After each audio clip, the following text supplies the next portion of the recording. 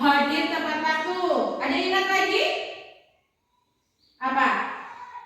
Mengerjakan tugas tepat waktu. Nah, nilai-nilai atau kesepakatan itu yang akan kita sepakati bersama agar kelas kita nanti menjadi nyaman dan bahagia. Karena tadi menghormati orang lain, ya, itu adalah kewajiban kita agar orang lain tidak merasa tersinggung, bahagia. Nah, nanti kesepakatan kelas itu Bu Guru sudah menyediakan. Ya, nanti kalian tulis yang kalian inginkan, yang ingin kalian hadirkan di kelas kita. Ya, keinginan itu kalian tulis di kertas ini. Kemudian nanti ditempelkan. Ya, boleh ditulis. Nah, nanti ditempelkan di sini. Kalau kalian sudah selesai menulis.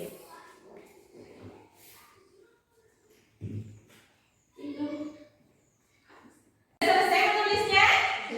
Ya, kalau sudah boleh satu-satu maju dan ditempelkan di kertas yang sudah Bu Guru sediakan. Silakan maju.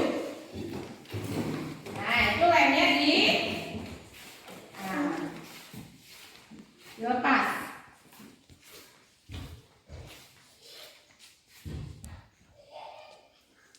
Duduk. Yang sudah duduk kembali.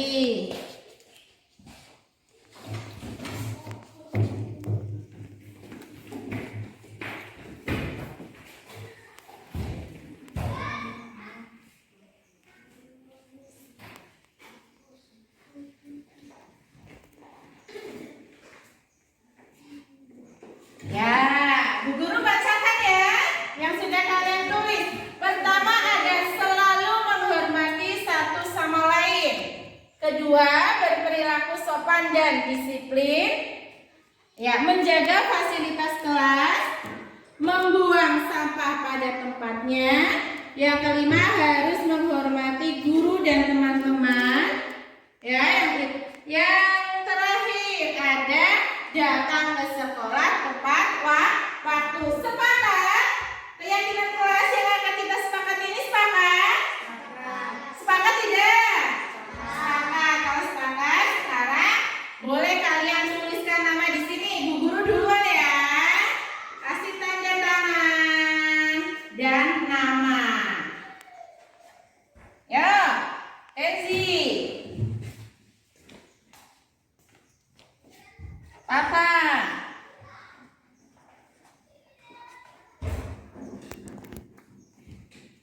Selanjutnya,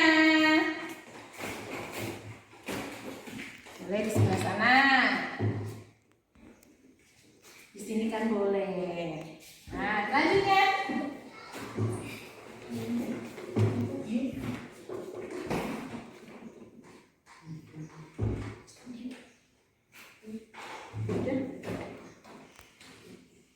Ya.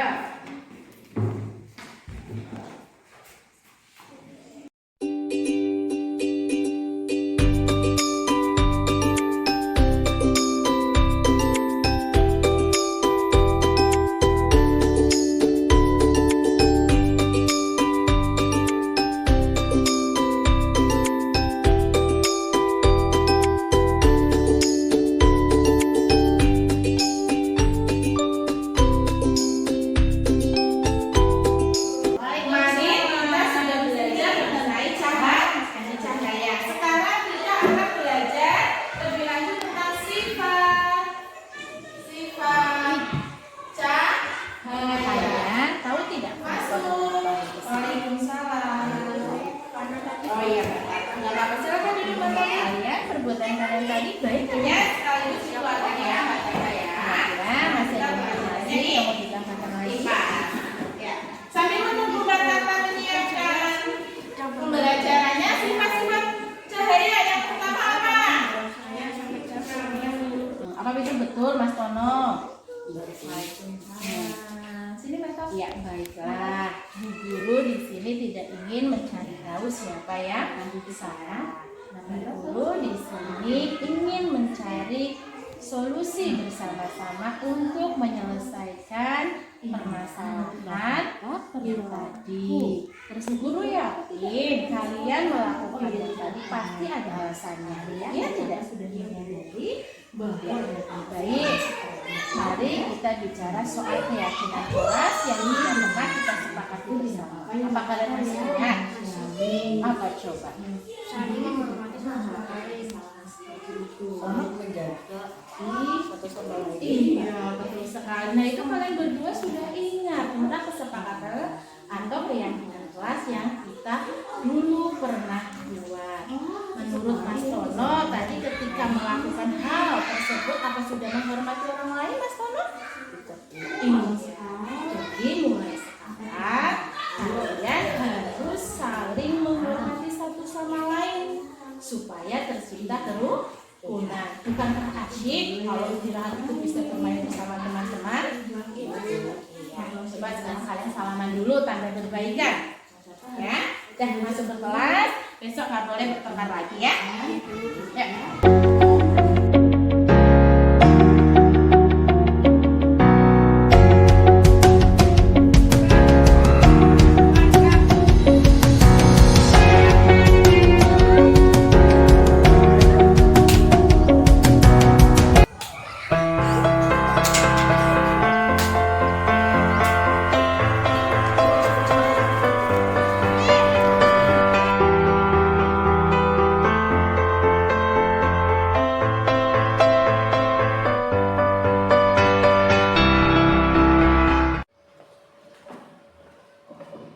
Bismillahirrahmanirrahim. Assalamualaikum warahmatullahi wabarakatuh. Alhamdulillahirabbil alamin wa bihi nasta'inu ala umuri dunya waddin. Wassalatu wassalamu ala asrofil anbiya'i wal mursalin wa ala alihi wa sahbihi ajma'in, amma ba'du.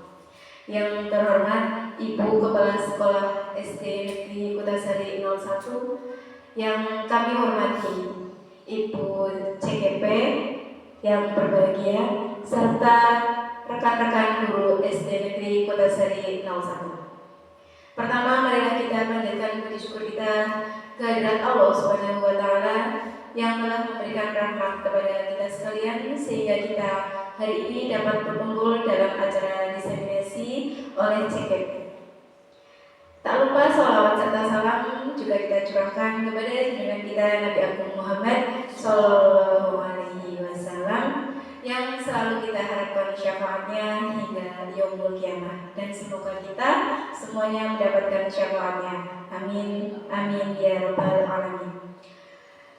Pertama, kami selaku pembawa acara akan Yang pertama itu adalah pembukaan. Marilah kita buka acara pada hari ini dengan bacaan basmalah bersama-sama. Monggo. Bismillahirrahmanirrahim. Acara yang selanjutnya yaitu menyanyikan lagu kebangsaan Indonesia Raya. Hadirin dimohon berdiri.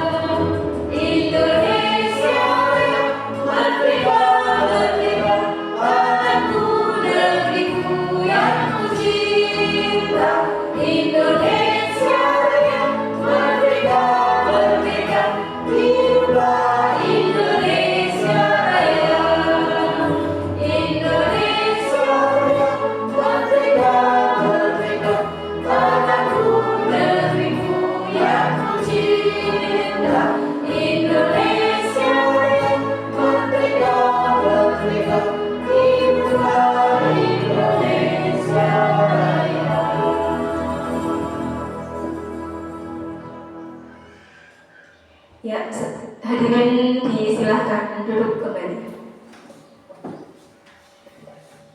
Acara yang selanjutnya yaitu doa yang akan dipimpin oleh Bapak Faisal. Kepadanya disilahkan.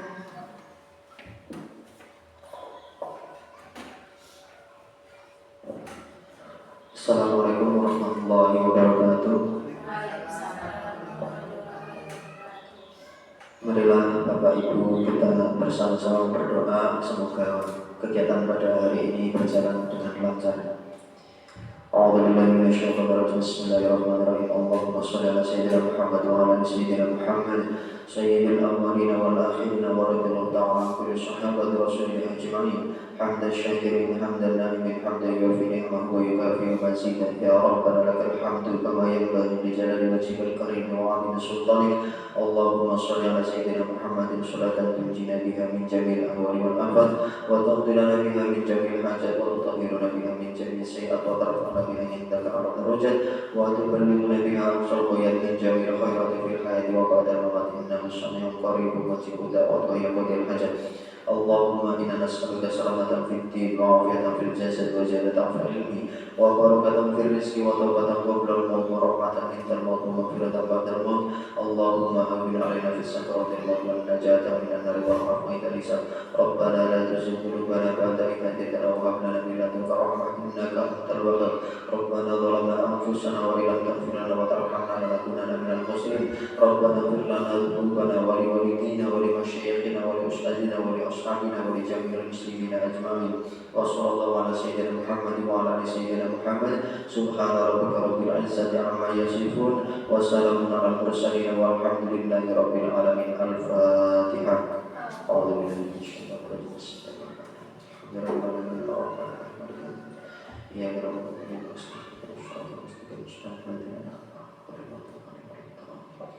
sekian. Assalamualaikum warahmatullahi wabarakatuh.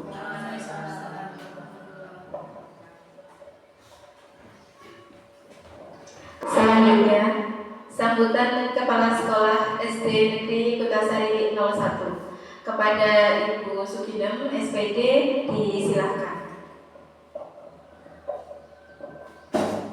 Bismillahirrahmanirrahim. Assalamualaikum warahmatullahi wabarakatuh. Waalaikumsalam warahmatullahi wabarakatuh. Alhamdulillahirrahmanirrahim. Marilah kita panjatkan puji syukur kehadirat Allah Subhanahu wa Ta'ala yang memberikan nikmat sehat. Sedikit itu enggak apa-apa. Dan iman Islam masih ada dalam diri kita. Alhamdulillah. Yang kami hormati semua guru, terutama Ibu CGP, guru penggerak masih calon. Oke, semangat. Saya dukung 100%, semoga lancar, sukses tanpa ekses. Bukannya saya tidak kesini, itu yang memang kondisi saya. Pengennya saya mau istirahat tadinya, ternyata masih dibutuhkan di sana. Saya juga harus sehat. Cuma untuk beberapa hari lagi. Bismillah, harus bisa. Sebagai dorongan, Ibu Ajeng sudah CGP. Besok Bu Edi. Yang lain mudah-mudahan segera menyusul. Yang sudah ikut CGP otomatis sudah sertifikasi dulu. Yang belum mudah-mudahan segera menyusul. Mungkin nanti kalau sudah ikut CGP terus ada panggilan untuk PPG. Ini Bu Nani tidak bisa ikut karena cari syarat-syarat PPG di rumah sakit. Alhamdulillah Bu Nani sudah ikut, tinggal besok Bu Desi, Mas Faiz menyusul.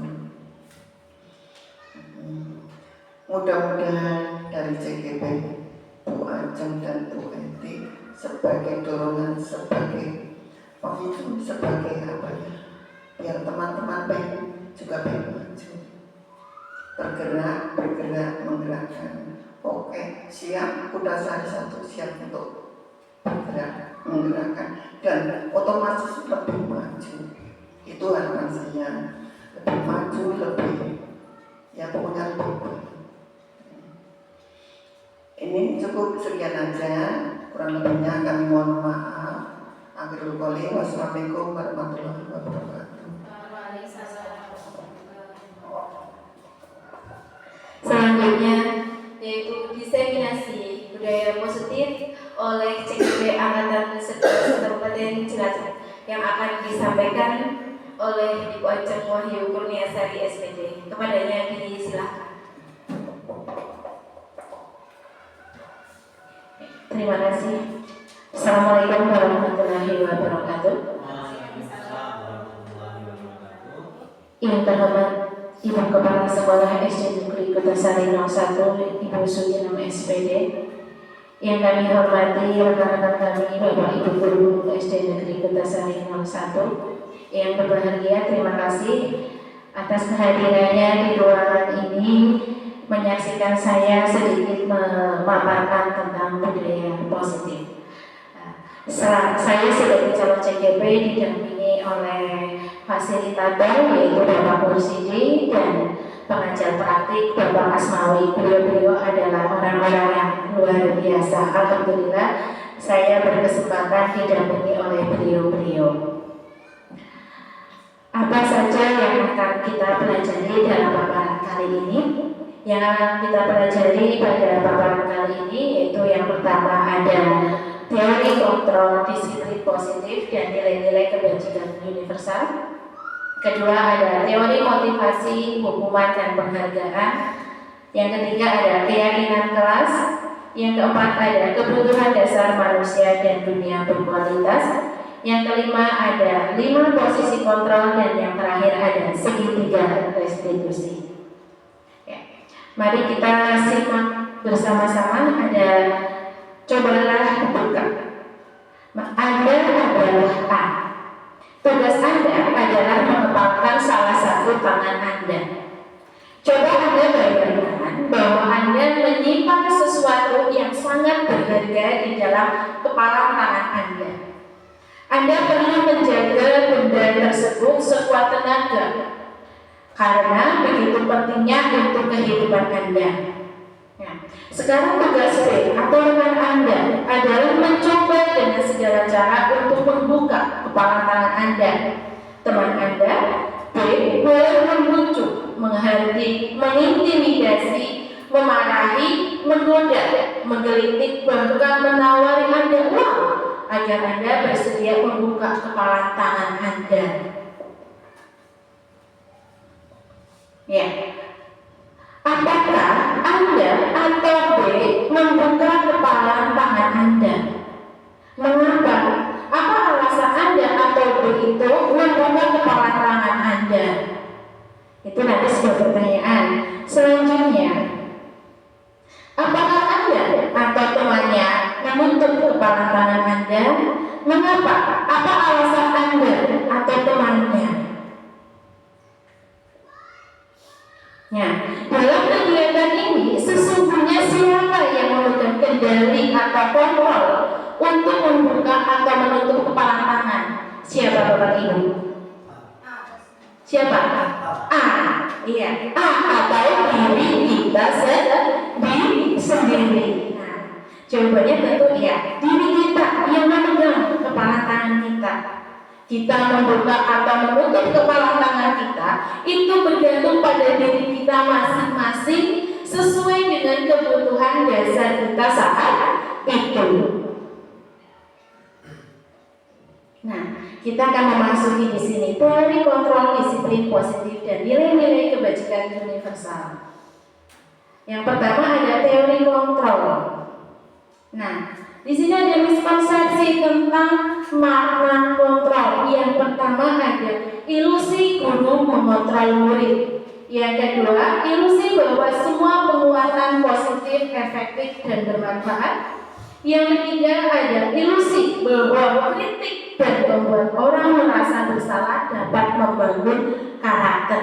Yang terakhir ada ilusi bahwa orang dewasa memiliki hak untuk memaksa.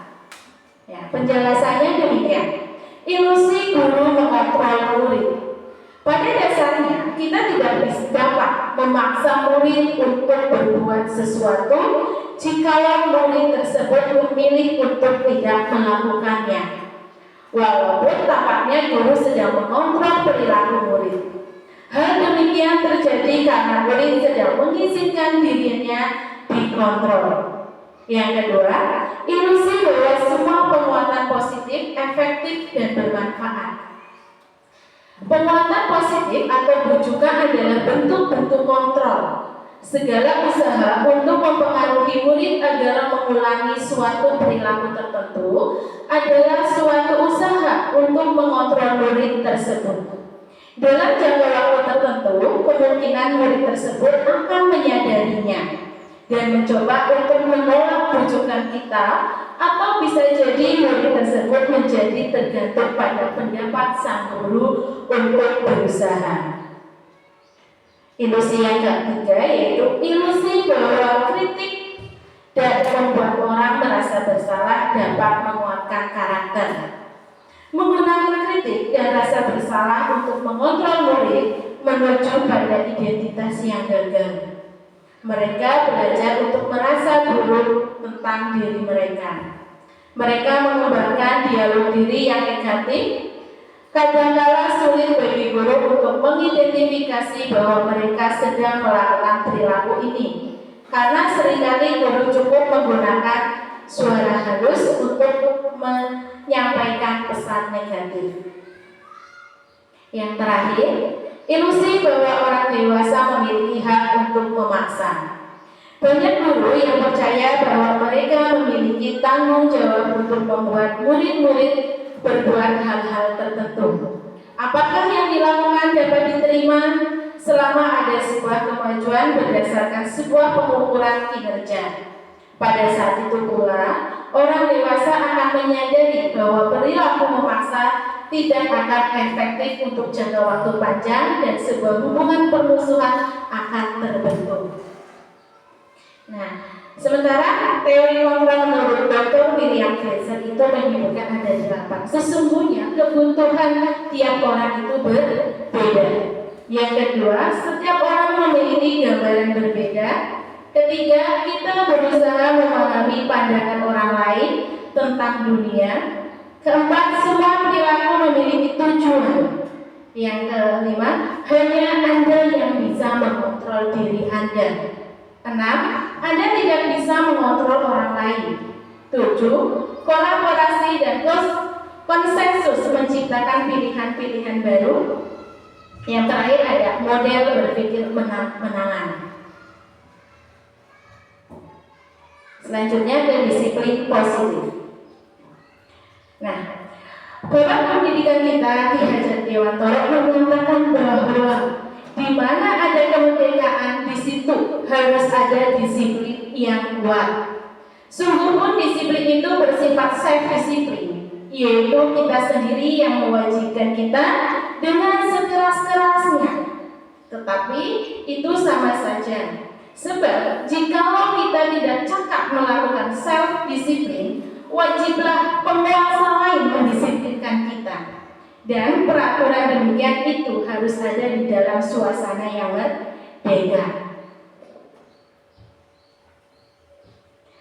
Nah, disiplin merupakan bentuk kontrol diri, yaitu belajar untuk mengontrol diri agar dapat mencapai tujuan yang mulia. Tujuan mulia di sini mengacu pada nilai-nilai atau prinsip-prinsip mulia yang dianut seseorang. Kita namakan nilai-nilai tersebut sebagai nilai-nilai kebajikan yang universal. Nilai-nilai kebajikan. Nilai-nilai kebajikan universal adalah sifat-sifat positif manusia yang merupakan tujuan mulia yang ingin dicapai setiap individu. Nilai-nilai tersebut bersifat universal dan lintas bahasa, suku bangsa, agama maupun latar belakang. Setiap perilaku atau perbuatan memiliki suatu tujuan menurut Dr. William Glasser pada teori kontrol 1984. Dengan mengaitkan nilai-nilai kebajikan yang diyakini seseorang, maka motivasi intrinsik akan terbangun sehingga menggerakkan motivasi dari dalam untuk dapat mencapai tujuan mulia yang diinginkan menurut James Wilson 1998. Nah, nilai-nilai kebajikan yang ingin dicapai oleh setiap anak Indonesia sudah kita kenal dalam profil belajar Pancasila yang terdiri dari 6 dimensi, yaitu ada beriman bertakwa kepada Tuhan Yang Maha Esa dan berakhlak mulia, mandiri, bernalar kritis, berkebinekaan global, gotong royong, dan kreatif.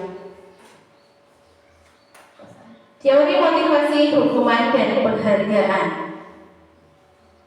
Yang pertama ada teori motivasi.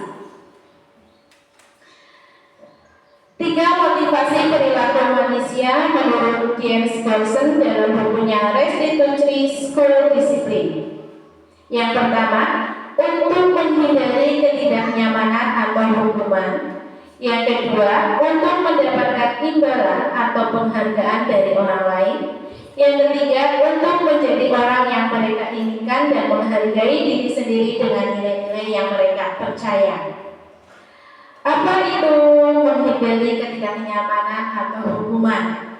Ini adalah tingkat terendah dari motivasi perilaku manusia. Biasanya orang yang motivasi perilakunya untuk menghindari hukuman atau ketidaknyamanan, mereka akan bertanya apa yang akan terjadi bila saya tidak melakukannya. Sebenarnya mereka sedang menghindari permasalahan yang mungkin muncul dan berpengaruh pada mereka secara fisik, psikologis maupun tidak terpenuhinya kebutuhan mereka bila mereka tidak melakukan tindakan tersebut. Motivasi ini bersifat eksternal, yaitu pengaruhnya dari luar. Yang kedua, untuk mendapatkan imbalan atau penghargaan. Satu tingkat di atas motivasi yang pertama, ya di sini orang berperilaku untuk mendapatkan imbalan atau penghargaan dari orang lain. Orang dengan motivasi ini akan bertanya, apa yang akan saya dapatkan apabila saya melakukannya? Mereka melakukan sebuah tindakan untuk mendapatkan pujian dari orang lain yang menurut mereka penting dan mereka letakkan dalam dunia berkualitas mereka. Mereka juga melakukan sesuatu untuk mendapatkan hadiah, pengakuan atau imbalan. Motivasi ini juga bersifat eksternal. Yang ketiga, ini untuk menjadi orang yang mereka inginkan dan menghargai diri sendiri dengan nilai-nilai yang mereka percaya. Orang dengan motivasi ini akan bertanya, akan menjadi orang yang seperti apa bila saya melakukannya? Mereka melakukan sesuatu karena nilai-nilai yang mereka yakini dan hargai, dan mereka melakukannya karena mereka ingin menjadi orang yang melakukan nilai-nilai yang mereka yakini tersebut. Ini adalah motivasi yang akan membuat seseorang memiliki disiplin positif, karena motivasi berperilaku bersifat internal, bukan eksternal. Ya. Tujuan dari disiplin positif adalah menanamkan motivasi yang ketiga, yaitu tadi motivasi intrinsik pada murid-murid kita, yaitu untuk menjadi orang yang mereka inginkan dan menghargai diri sendiri dengan nilai-nilai yang mereka percaya. Ketika murid-murid kita memiliki motivasi tersebut, mereka telah memiliki motivasi intrinsik yang berdampak jangka panjang. Motivasi yang tidak akan terpengaruh pada adanya hukuman atau penghargaan. Mereka akan tetap berperilaku baik dan beralasan nilai-nilai kebajikan karena mereka ingin menjadi orang yang menjunjung tinggi nilai-nilai yang mereka hargai. Selanjutnya ada hukuman dan penghargaan. Perbedaan antara hukuman dan konsekuensi. Hukuman itu bersifat tidak terencana atau tiba-tiba. Yang kedua, anak atau murid tidak tahu apa yang akan terjadi dan tidak dilibatkan. Ketiga, hukuman bersifat satu arah dari pihak guru yang memberikan, dan murid hanya menerima suatu hukuman tanpa melalui suatu kesepakatan atau pengarahan dari pihak guru, baik sebelum atau sesudahnya. Yang terakhir, hukuman yang diberikan bisa berupa fisik maupun psikis. Murid atau anak disakiti oleh suatu perbuatan atau kata-kata. Sedangkan kalau konsekuensi itu bersifat terencana atau sudah disepakati, sudah dibahas dan disetujui oleh murid dengan guru. Kedua, bentuk-bentuk konsekuensi dibuat oleh pihak guru atau sekolah dan murid sudah mengetahui sebelumnya. Yang ketiga, konsekuensi yang akan diterima bila ada pelanggaran. 4. Murid tetap dibuat tidak nyaman untuk jangka waktu pendek. Yang terakhir, sikap guru yaitu selalu memonitor murid. Nah, ini ada perbedaan hukuman dan konsekuensi. Kalau hukuman itu sesuatu yang menyakiti harus terjadi, sedangkan konsekuensi itu sesuatu harus terjadi. Hukuman membuat anak sakit secara fisik maupun hati untuk jangka waktu lama, sedangkan konsekuensi membuat anak merasa tidak nyaman dalam jangka waktu pendek. Kalau hukuman anak membenci kedisiplinan, dengan konsekuensi anak menghargai disiplin. Hukuman itu bersifat paksa, sementara kalau konsekuensi itu bersifat stimulus atau tanggapan. Hukuman mendorong anak menyakiti diri sendiri, kalau konsekuensi mendorong anak agar mudah menyesuaikan diri.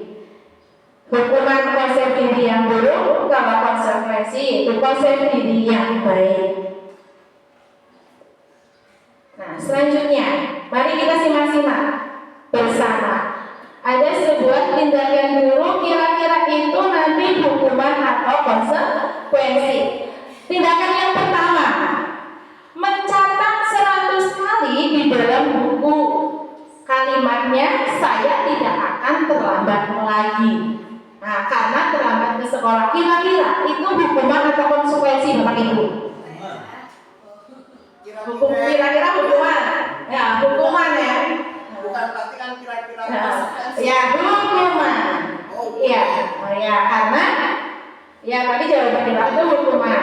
Ya, karena dia mencatat, berarti setelah itu dia mengikuti ya atau memaksa.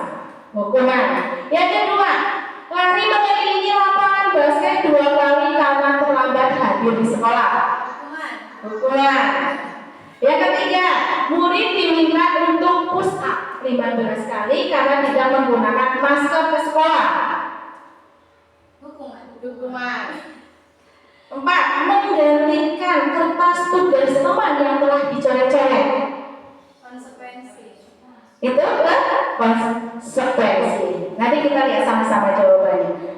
Yang berikutnya, membersihkan tumpahan air di meja tulis karena tersenggol pada saat belajar. Konsekuensi, karena dia melakukan kesalahan.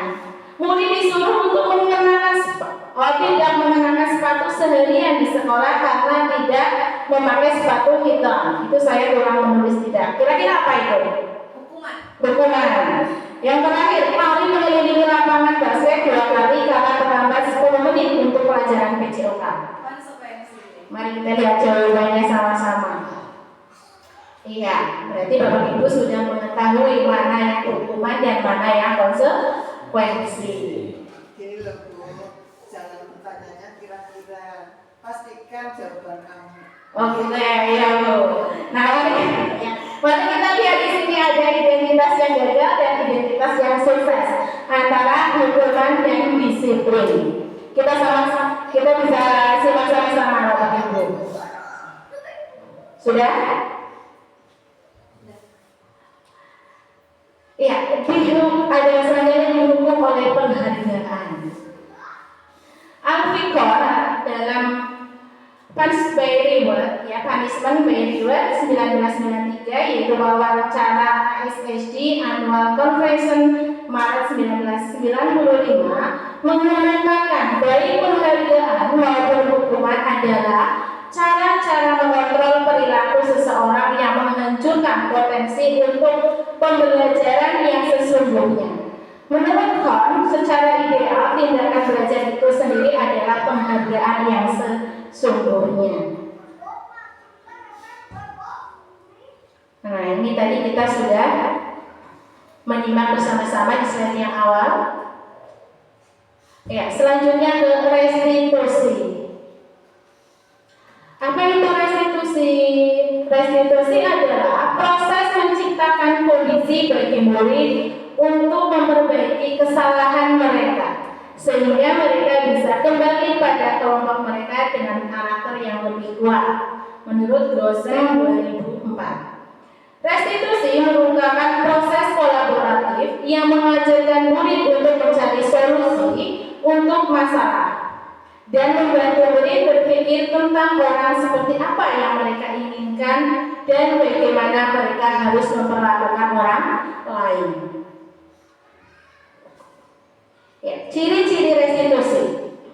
Ya, di situ ada 9. Yang pertama, bukan untuk menebus kesalahan, namun untuk belajar dari kesalahan. Yang kedua, memperbaiki hubungan. Ketiga, tawaran, bukan paksaan. Keempat, restitusi menuntut untuk melibatkan ke dalam diri. 5. Restitusi mencari kebutuhan dasar yang mendasari tindakan. Keenam, restitusi diri adalah cara yang paling baik. Restitusi fokus pada karakter bukan tindakan. Kemudian restitusi fokus pada solusi, dan yang terakhir adalah restitusi mengembalikan murid yang berbuat salah pada kelompoknya. Keyakinan kelas. Mengapa kita memiliki peraturan tentang penggunaan masker dan mencuci tangan setiap saat? Mengapa kita memiliki peraturan juga tentang penggunaan helm pada saat mengendarai kendaraan roda 2 atau bermotor? Kira-kira kenapa? Itu peraturan atau kesepakatan? Kesepakatan. Kalau pakai masker itu, kalau pakai helm itu sudah peraturan. Sudah peraturan ya. Tanpa kita sadari, ada kalanya kita menaati peraturan. Walau tadinya mungkin peraturan itu belum kita sepakati bersama. Nah, selanjutnya, nilai-nilai keselamatan atau kesehatan inilah yang kita sebut sebagai sebuah keyakinan, yaitu nilai-nilai kebajikan universal yang disepakati secara tersirat dan tersurat, lepas dari latar belakang suku, negara, bahasa maupun agama. Seseorang akan lebih bergerak dan bersemangat untuk menjalankan keyakinannya daripada hanya sekedar mengikuti serangkaian peraturan tertulis tanpa makna. Murid-murid pun demikian. Mereka perlu mendengarkan dan memahami arti sesungguhnya tentang peraturan-peraturan yang diberikan. Apa nilai-nilai kebajikan di balik peraturan tersebut? Apa tujuan utamanya? Dan menjadi tidak tertarik atau takut sehingga hanya sekedar mengikuti serangkaian peraturan-peraturan yang mengatur mereka tanpa memahami tujuan mulianya. Nah, keyakinan kelas. Keyakinan kelas itu berupa pernyataan-pernyataan universal. Kedua, pernyataan dibuat dalam bentuk kalimat positif. Ketiga, keyakinan kelas hendaknya tidak terlalu banyak sehingga mudah diingat dan dipahami oleh semua warga kelas. Keempat, semua warga kelas ikut berkontribusi dalam pembuatan keyakinan kelas lewat kegiatan curah pendapat. Yang terakhir, bersedia meninjau kembali keyakinan kelas dari waktu ke waktu. Nah, ini proses pembentukan keyakinan kelas. Yang pertama, mempersilakan murid-murid untuk bercurah pendapat tentang peraturan yang perlu disepakati. Kedua, mencatat semua masukan para murid di papan tulis atau kertas besar. Ketiga, susunan keyakinan kelas sesuai prosedur. Ganti kalimat negatif menjadi kalimat positif. Nah, ini misalnya jangan membuang sampah sembarangan. Boleh kata-kata jangan itu diganti buanglah sampah pada tempatnya. Yang keempat, tinjau kembali daftar curah pendapat yang sudah dicatat. Yang kelima, tinjau ulang keyakinan kelas secara bersama-sama. Setelah itu disepakati bersama termasuk oleh guru dan murid. Dan tindakan yang terakhir, keyakinan kelas dicatat dan ditempel di dinding kelas yang mudah dilihat oleh semua warga kelas. Nah, mungkin prosedur pembentukannya bisa seperti ini. Nah, dengan peraturan kelas itu nantinya yang diharapkan bisa menjadi sebuah keyakinan kelas, kemudian berdampak besar kepada lingkungan yang positif dan akhirnya menjadi budaya positif di lingkungan sekolah. Yang keempat, kebutuhan dasar manusia dan dunia berkualitas. Seluruh tindakan manusia memiliki tujuan tertentu. Semua yang kita lakukan adalah usaha terbaik kita untuk mendapatkan apa yang kita inginkan.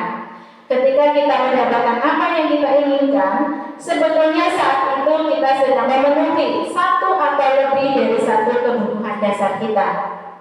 Ketika seseorang murid melakukan suatu perbuatan yang bertentangan dengan nilai-nilai kebajikan atau melanggar peraturan, hal itu sebenarnya dikarenakan mereka gagal memenuhi kebutuhan dasar mereka.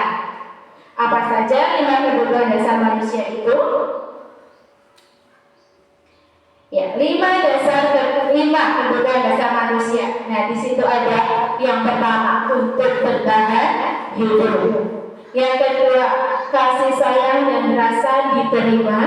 Yang ketiga, ada kebebasan. Yang keempat, untuk kesenangan. Dan yang terakhir adalah penguasaan. Nah, penjelasannya, kebutuhan untuk bertahan hidup. Kebutuhan bertahan hidup adalah kebutuhan yang bersifat fisiologis untuk bertahan hidup. Misalnya, kesehatan, rumah, dan makan. Yang kedua, kasih sayang dan rasa diterima.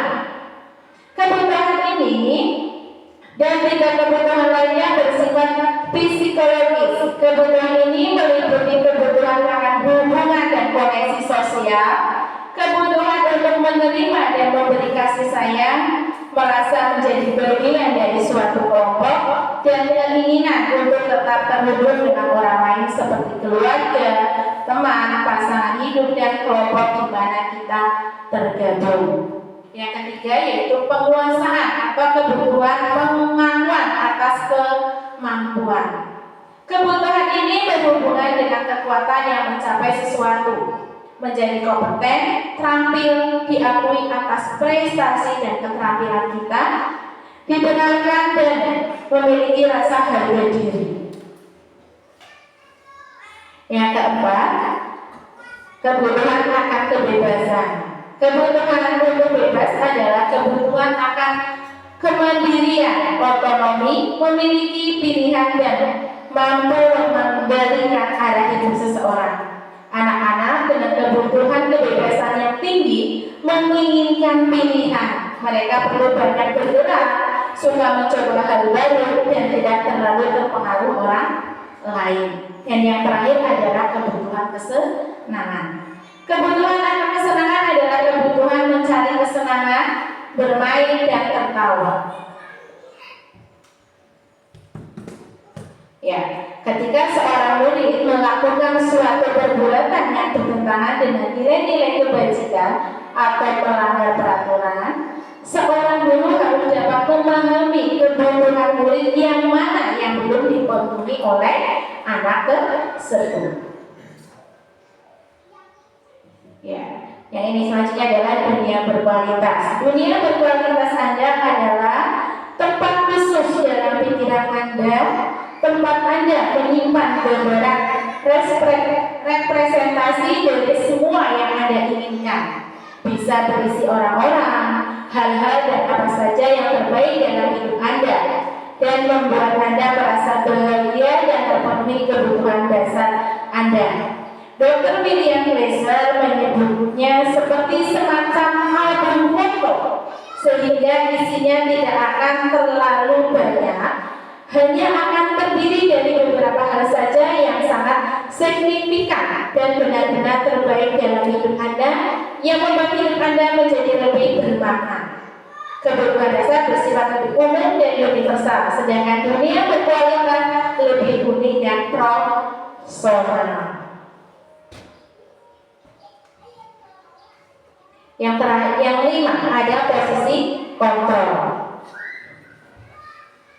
Nah, 5 posisi kontrol yaitu ada sebagai pendukung, kedua pembuat merasa bersalah, ketiga ada teman, keempat ada pemantau, dan yang terakhir ada manajer.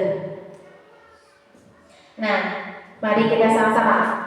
5 posisi kontrol yaitu ada motivasi, guru berbuat. Kalau pendukung itu menghardik, menunjuk-nunjuk, menyakiti atau menyindir, kata-katanya seperti itu.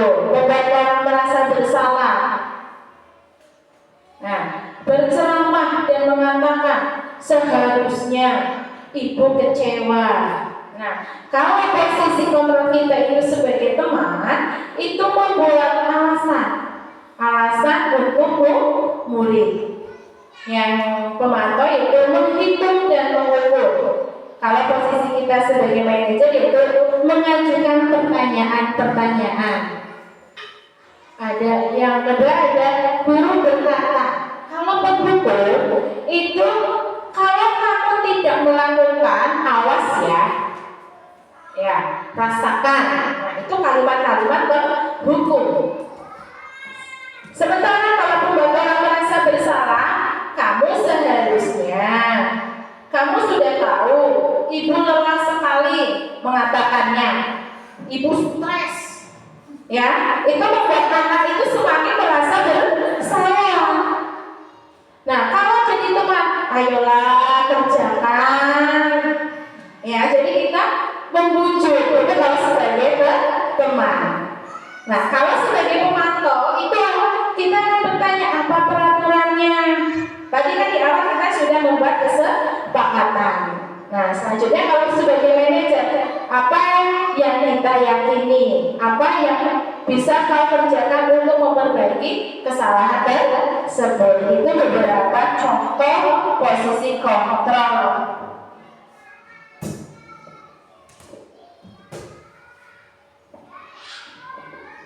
Nah, selanjutnya posisi kontrol apa yang sering Bapak Ibu lakukan kepada murid? Kira-kira posisi kontrol yang mana? Apa tadi?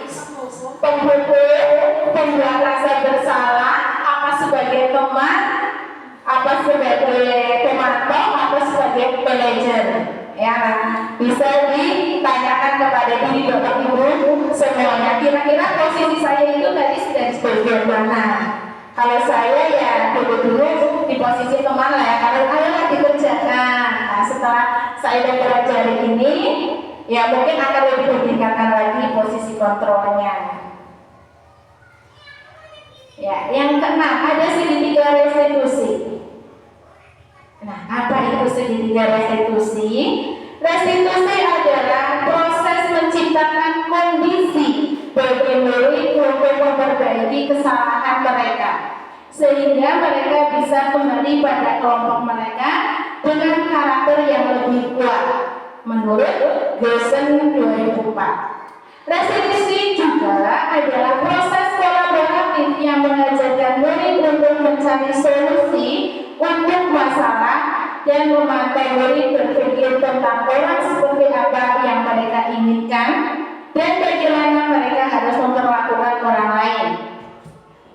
Kemudian, restitusi membantu murid menjadi lebih memiliki tujuan, disiplin positif, dan memulihkan dirinya setelah berbuat salah. Penekanannya bukanlah pada bagaimana perilaku untuk menyenangkan orang lain atau menghindari ketidaknyamanan, namun tujuannya adalah menjadi orang yang menghargai nilai-nilai kebajikan yang mereka percayai. Nah, ini adalah langkah-langkah segitiga restitusi. Yang pertama yang harusnya kita lakukan adalah menstabilkan identitas. Ya, di situ ada setiap orang pasti pernah melakukan kesalahan. Kata-katanya seperti itu. Kamu bukan satu-satunya yang pernah melakukan ini. Ya, Bu Guru juga pernah melakukannya. Ya, yang kedua ada validasi tindakan yang salah. Nah, kita harus bertanya kepada anak. Jangan langsung semata-mata karena kita lebih dewasa kita langsung memarahi. Tapi kita bisa bertanya, kamu tentu punya alasan mengapa melakukan hal tersebut. Di situ ada cara yang lebih efektif untuk mendapatkan apa yang kamu butuhkan. Nah, dan yang terakhir yaitu menanyakan keyakinan. Keyakinan kelas apa yang telah kita sepakati dulu? Apa kamu masih ingat? Misalnya seperti itu. Kamu ingin menjadi orang yang seperti apa?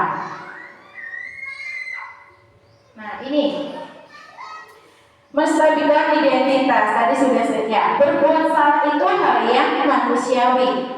Tidak ada manusia yang sempurna. Bapak Ibu guru buat salah, kita pasti bisa menyelesaikan permasalahan ini. Bapak Ibu tidak tertarik untuk mencari tahu siapa yang benar, siapa yang salah. Bapak Ibu lebih tertarik untuk menyelesaikan masalah. Kalau kamu menyalahkan dirimu sendiri terus-menerus, apakah kamu bersikap baik kepada dirimu sendiri? Nah, itu kata-kata yang bisa kita gunakan ketika menstabilkan identitas. Selanjutnya, validasi kebutuhan, yaitu membantu murid mengenali kebutuhan dasar yang ingin dipenuhi ketika melakukan kesalahan itu. Pada dasarnya setiap tindakan manusia tujuannya adalah memenuhi basic needs, apakah itu power, freedom, love, and being, fun, or survival. Guru berkata, kamu bisa saja akan melakukan hal yang lebih buruk, tapi kamu tidak melakukannya kan? Kamu pasti punya alasan mengapa melakukannya. Apa yang penting bagi kamu? Kamu boleh menentang, berusaha menjaga sikap itu, tapi tambahkan sikap yang lain yang baru. Maukah kamu belajar cara lain untuk mendapatkan yang kamu butuhkan tanpa harus memukul? Apa kamu bisa melakukan dengan lebih baik besok lagi? Ya, ini menanyakan keyakinan. Nah, di sini guru berkata, apa nilai yang kita percaya di kelas atau sekolah kita, nilai-nilai unit besar apa yang telah kita sepakati? Kelas yang ideal itu seperti apa sih? Kamu ingin jadi anak seperti apa? Apa yang kamu rasakan ketika kamu melakukan itu? Kamu menjadi orang yang seperti apa? Ya, ini ada sebuah video penerapan segitiga restitusi yang telah saya lakukan ya. Semoga ada manfaatnya.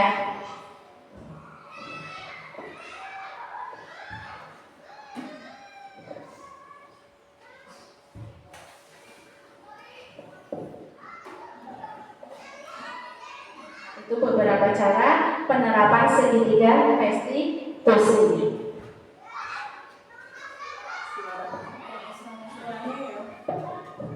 Pokoknya kita tolong.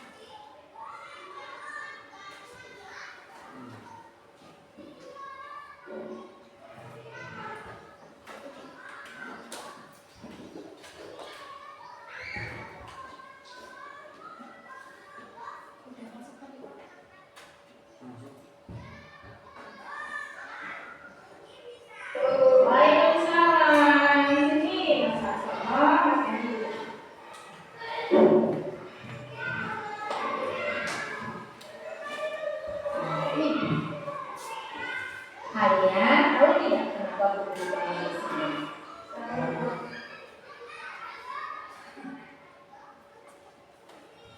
Karena nanti kalian sebenarnya itu kira-kira masih ada informasi yang mau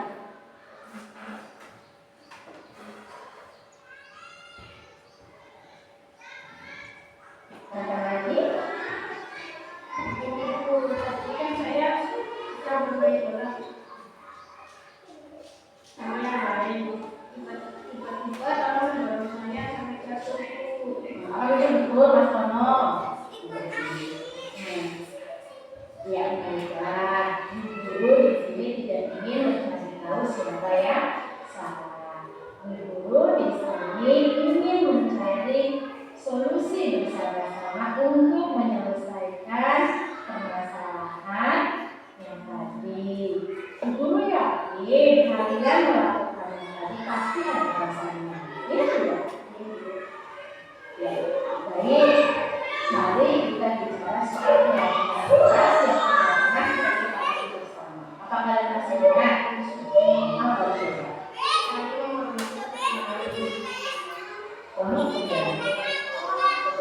Iya, sekarang itu kalian berdua sudah ingat tentang kesepakatan atau keyakinan kelas yang kita dulu pernah buat. Menurut Mas Tono, tadi ketika melakukan hal tersebut apa sudah menghormati orang lain, Mas Tono? Iya. Jadi mulai sekarang kalian harus saling menghormati satu sama lain supaya tercipta kerukunan. Bukan asyik kalau kita itu bisa bermain bersama teman-teman. Ya. Coba sekarang kalian salaman dulu tanda kebaikan. Ya, dan masuk ke kelas. Besok nggak boleh bertengkar lagi ya. Ya.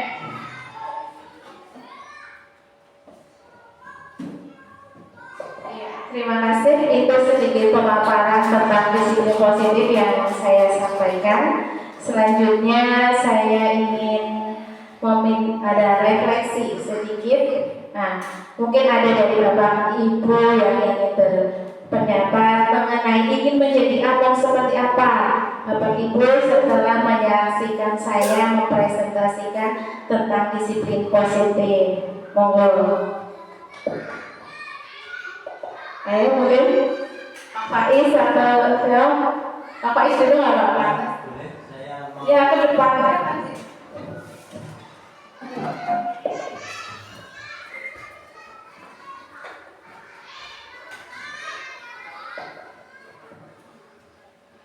Ya, terima kasih.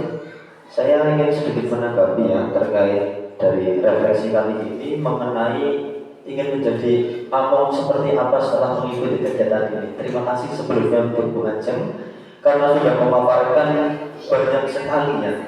Yang jelas pada intinya kegiatan ini menjelaskan pada saya dan saya ingin benar-benar merasa ingin mengetahui apa yang menjadi penyebab dan alasan ketika seorang siswa atau murid melakukan sebuah tindakan. Karena pasti pada dasarnya itu siswa itu melakukan sebuah tindakan itu mempunyai dasar.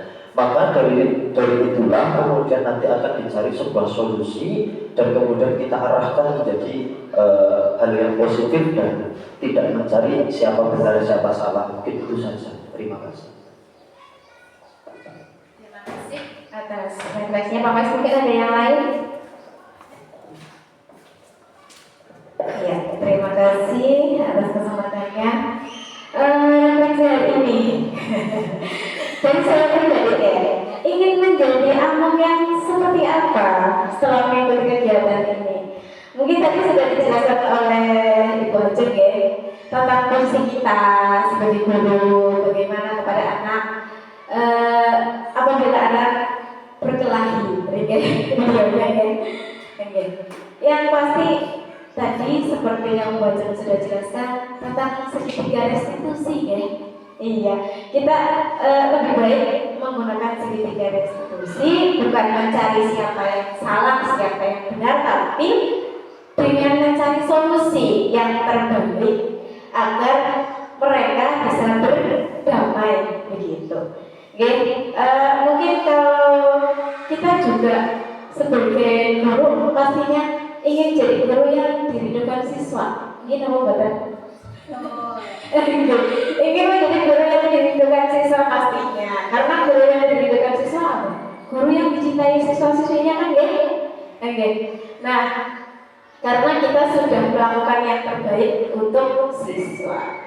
Untuk paparnya Bu Ajeng saya ingin beri penguatan. Ada yang bantu boleh? Ya boleh.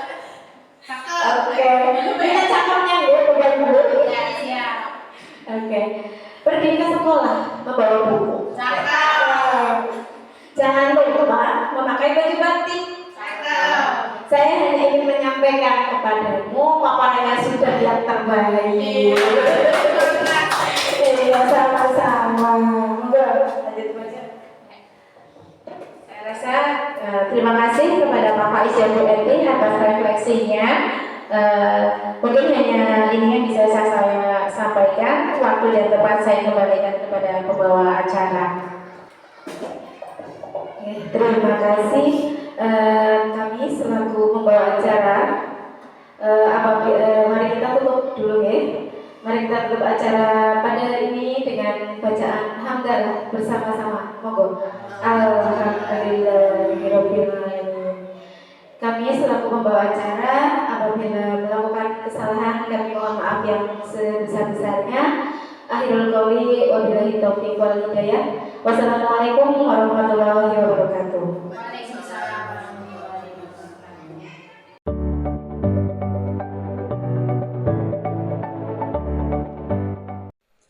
Assalamualaikum warahmatullahi wabarakatuh. Perkenalkan, saya Faizal Sutrisno dari SD Negeri Kutasari 01. Saya merupakan salah satu rekan sejawat dari calon guru penggerak yaitu Ibu Ajeng Wahyu Kurniasari. Pada kesempatan kali ini, saya ingin memberikan testimoni tentang diseminasi budaya positif yang telah dilakukan oleh Bu Ajeng. Dengan adanya diseminasi ini, kami selaku rekan sejawat dari Ibu Ajeng sangat senang dan bahagia karena di sekolah kami akhirnya ada calon guru penggerak yang sekarang sedang mengikuti pendidikan guru penggerak Angkatan 11 Kabupaten Cilacap. Terima kasih kepada Bu Ajeng yang telah mendiseminasikan beberapa tentang budaya positif kepada kami rekan-rekan sejawat, sehingga kami menjadi paham apa itu budaya positif. Semoga apa yang telah disampaikan oleh Bu Ajeng dapat kami kembangkan di kelas masing-masing sehingga kedepannya dapat membentuk budaya positif di lingkungan SD Negeri Kutasari 01. Teruslah bersemangat dalam mengikuti program Guru Penggerak. Demikian, wassalamualaikum warahmatullahi wabarakatuh.